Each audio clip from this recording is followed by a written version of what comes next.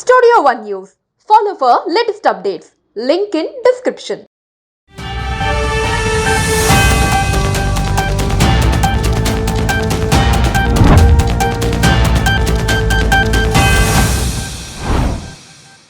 తిరుమలలో ఈసారి వేసవి సెలవుల్లో భిన్న పరిస్థితి అయితే కనిపిస్తుంది. ప్రతి ఏటా వేసవిలో తిరుమల భక్తులతో రద్దీగా ఉండేది.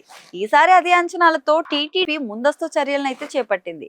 విఐపి లేఖలను రద్దు చేసింది. ప్రోటోకాల్ పరిధిలోని వ్యక్తులకే బ్రేక్ దర్శనాలకు పరిమితం చేసింది. అటు ఆపరేషన్ సింధూర్తో అంచనాలన్నీ తారుమారయ్యాయి. తిరుమలకు వచ్చే భక్తుల సంఖ్య తగ్గింది.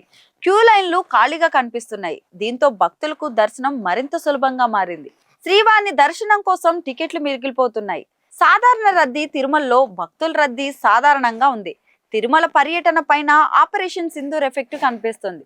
వేసవిలోనూ క్యూ కంపార్ట్మెంట్లోని కంపార్ట్మెంట్స్ ఖాళీగానే ఉన్నాయి. సాధారణంగా వేసవి సెలవుల్లో మొక్కులు తీర్చుకునే భక్తులతో తిరుమల కొండ కిటకిటలాడుతుంది. దర్శనానికి భక్తులు వేచి ఉండే వైకుంఠం క్యూ కాంప్లెక్స్ లోని కంపార్ట్మెంట్లతో పాటు క్యూ లైన్లు కిలోమీటర్ల మేర అయితే వ్యాపిస్తాయి.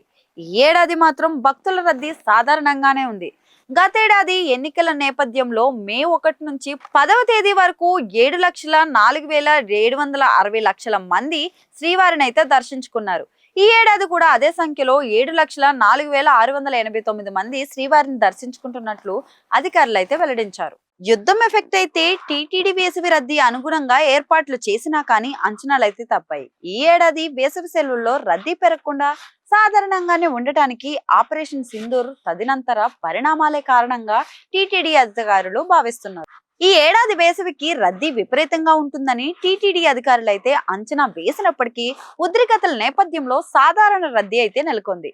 తిరుమల అత్యంత రద్దీతో కూడుకున్న ప్రదేశం కావడంతో చాలా మంది భక్తులు యుద్ధ పరిస్థితి చక్కబడిన తర్వాత స్వామి దర్శనానికి వెళ్ళవచ్చనే అభిప్రాయంతో తమ పర్యటనను వాయిదా వేసుకుంటున్నట్లు తెలుస్తుంది. మరి ఈ నెలలో 1-2 తేదీలు మినహా ఏ రోజు కూడా కంపార్ట్మెంట్లు పూర్తి స్థాయిలో నిండలేదు. దీంతో కేవలం 7 నుంచి 12 గంటల్లోపే భక్తులు శ్రీవారిని దర్శించుకుని తిరుమల పర్యటన పూర్తి చేసుకుంటున్నారు. భద్రత ఏర్పాట్లు ఆపరేషన్ సింధూర్ ఉద్రిక్తతల వేళ తిరుమలలో భద్రత కట్టుదిట్టం చేశారు.